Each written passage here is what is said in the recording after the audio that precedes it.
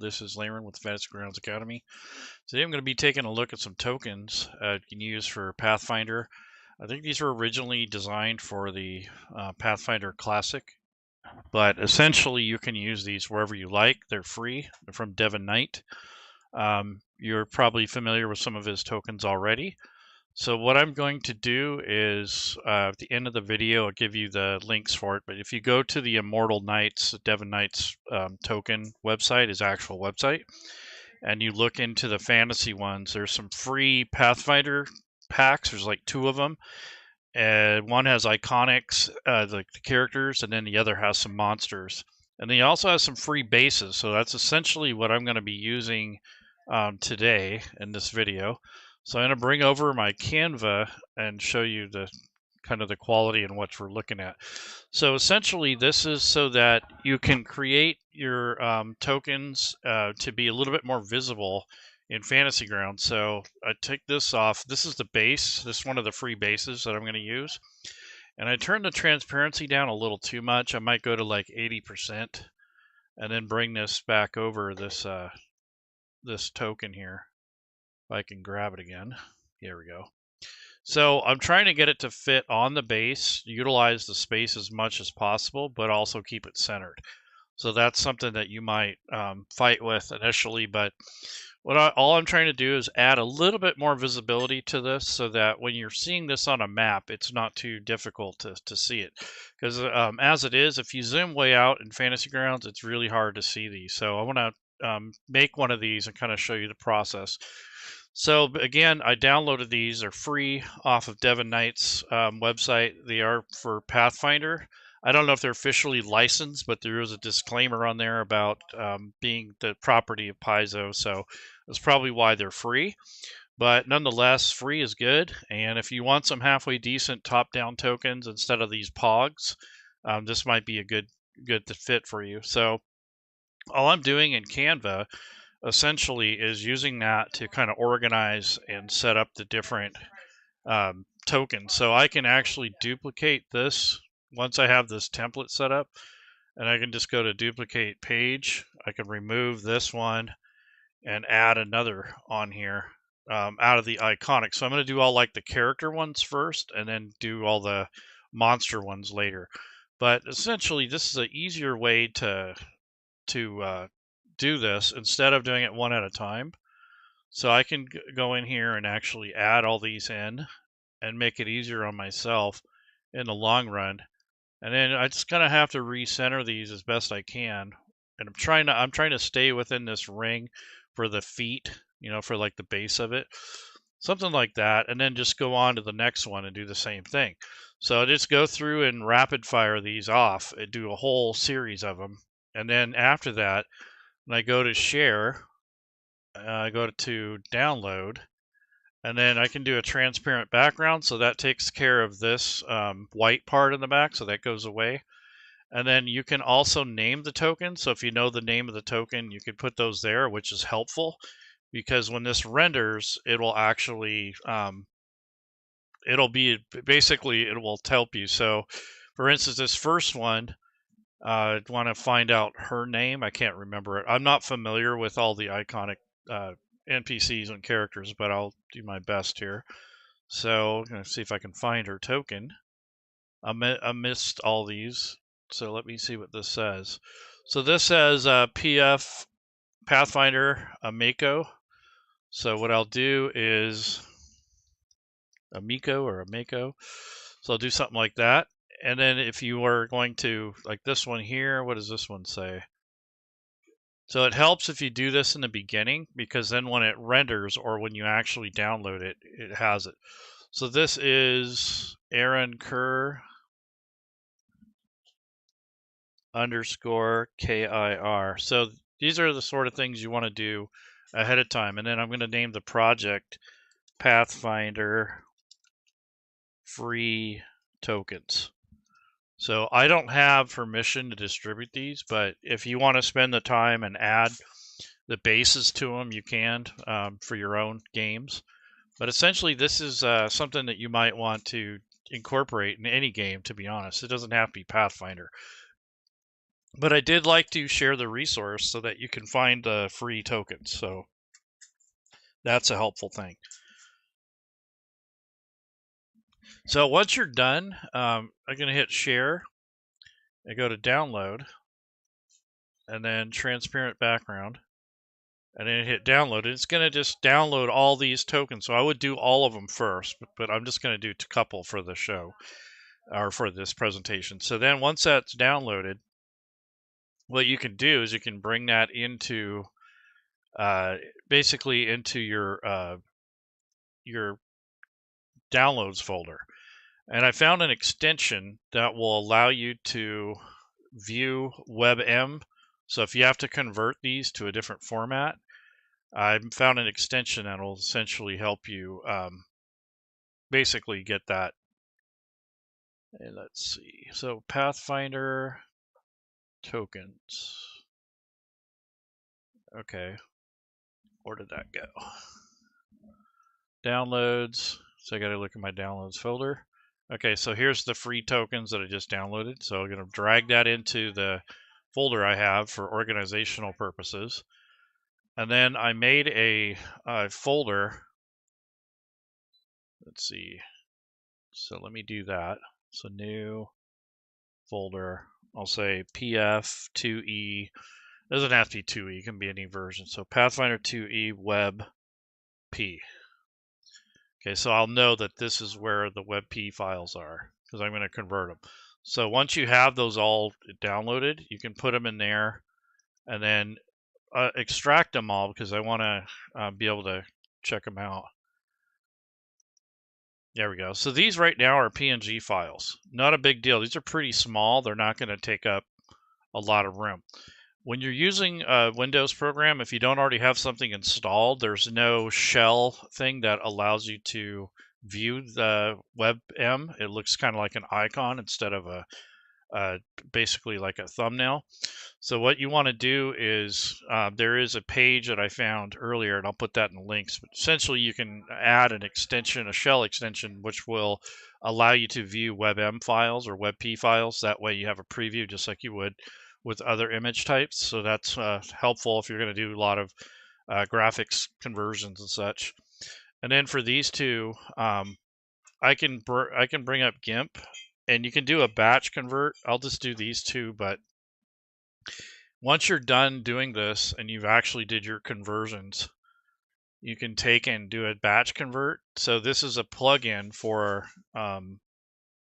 GIMP. So it doesn't come inherently, but there's this batch image manipulation. So you can bring that up, and then what you do is you add the images, whether they're single images or folders. I'll just do single images this time. And I need to navigate to where I have these stored. So I have these in my downloads folder in this WebP folder. And now I'm going to add those two files. And what it did is it added Amico, and then I'm going to add another single image. So the Aaron one. There we go. So there's the two files. Now I'm going to add the manipulation set, which is what changes it from one format to the other. So I'm going to go to, you got resize, you got all different things, but I'm just going to do to change format and compression. And at the bottom, there's WebP. And the website for the developer's guide recommends 75% quality, just as a standard rule of thumb. You can make this whatever you want. It's just to kind of show you the difference in approach, and also saving file size. And that this isn't really going to save that much.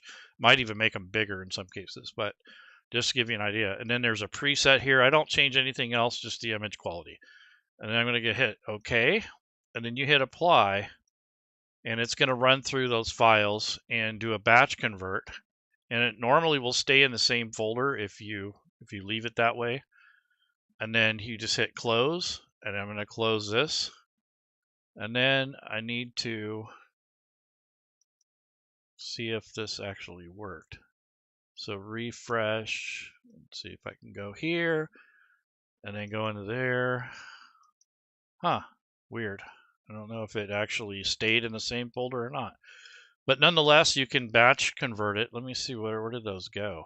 I swear they went into the same folder. So, yeah, I don't know where they went.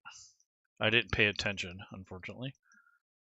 But you can take and convert them into WebP format. So I'll do that one more time just so you can see. So here's the two. I'm going to bring up the GIMP.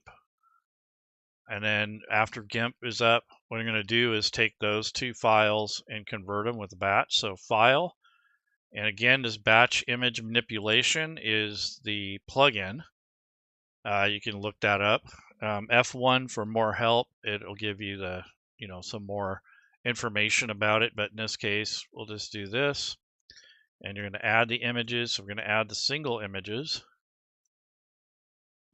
Or you can add a folder if you want.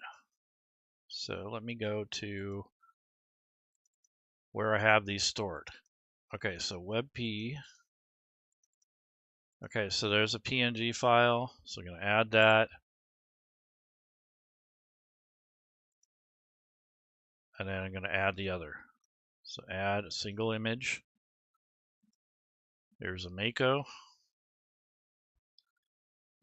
Okay, so keep the folder hierarchy is probably what I should do. And keep the modification dates. I don't have to do that, but I do that for reference. And then go to add, which is going to add the compression. So we're going to go to WebP, change this to 75%. And this is based off of the developer guide. You can change this to whatever you want. Hit OK. And it should be going to, let me see, output folder. Oh, that's why. Okay, so I'll do that. Select this folder. I forgot to select the folder at the end. So it probably went somewhere else. So now it's working on the file. There's no errors. And then hit close, and then close again. And it should have technically made that. Let me just check this out. So refresh. Let me see if it went somewhere else. No. Huh, interesting. Let's see. So we're going to go to this. We're going to go to downloads. We'll see what it does here. Okay, so it should have technically saved it here. That's where I told it to save. Yeah, I didn't, I don't know why it's not doing that, but essentially you can convert this into WebM. So let me try it again, but I'll use a different program. So I'm going to go to open with, and I'm going to use, this case, Corel, which is a similar application. And this will also do batch convert. So that's the main thing, is if you have more than one, it's nice to be able to convert these in batches instead of doing them one at a time. That takes forever.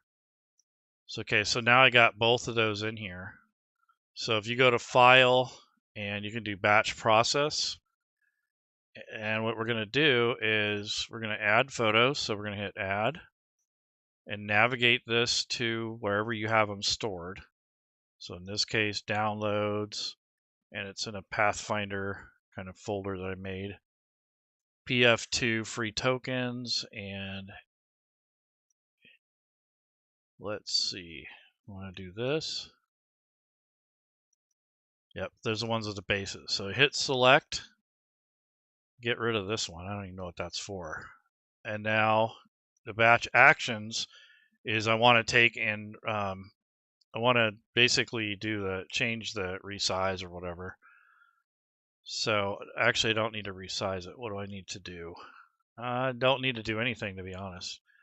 So then go to output settings, and you're going to tell it, well, here's WebP for the format.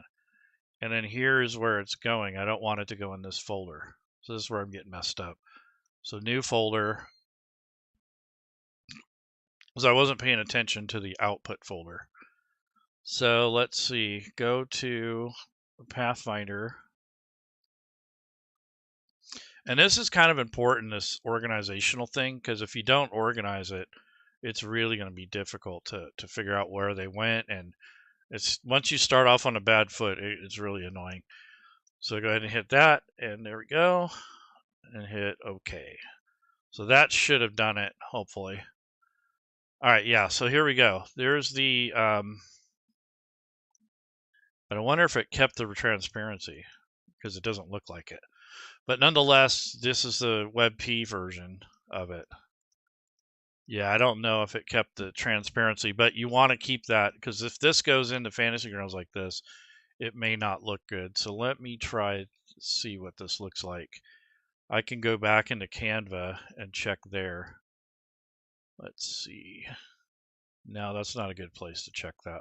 Let's do it in Fantasy Grounds. So I'll take these two, hit copy, and then go into Fantasy Grounds itself.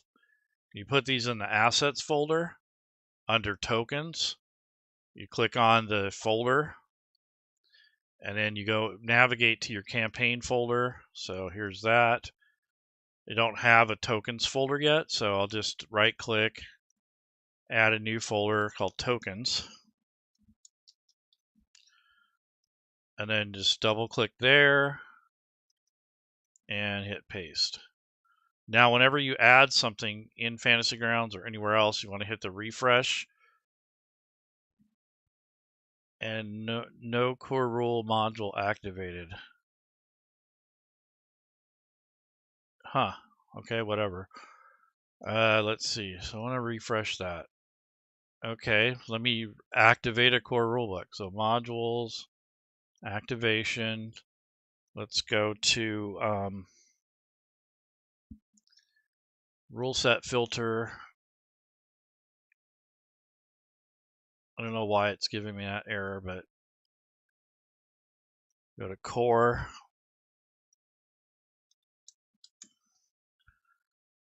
Okay, so here we go. Here's the core rules.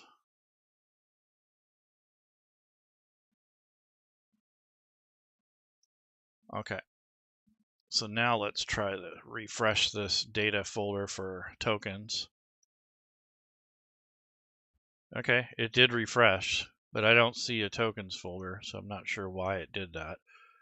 But if you go into your folder here and you go into your campaign folder, it should be there. So I don't know why it didn't pick up that, but nonetheless, there is a tokens folder. Here are the two tokens. So here's the campaign folder. That's what I was looking for. Okay, so yeah, it looks like it did not preserve the transparency. So that's something you want to avoid.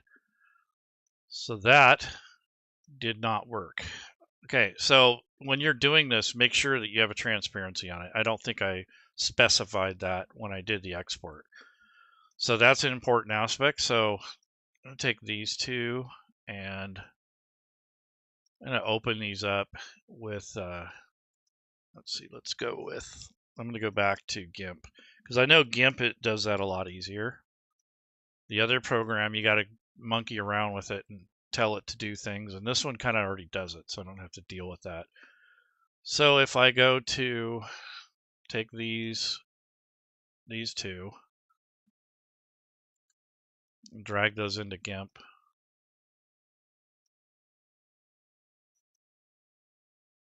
Okay, why is it replacing them?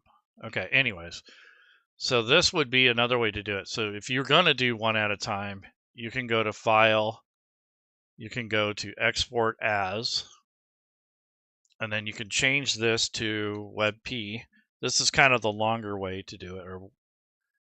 So WebP, you can actually change it to this to overwrite it, and then hit Export. It'll say it's already exists. I want to replace that one because that's the one that didn't have this. So then we're going to change the quality down to 75 as recommended by the guide there, and then leave everything else the same. The alpha quality, that's your transparency, and hit export. And then you can repeat the process again for the other character. So let me try that one.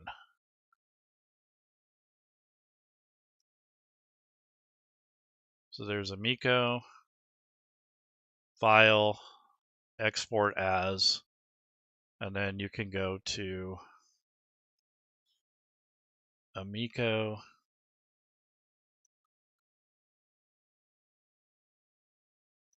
There we go. Amico.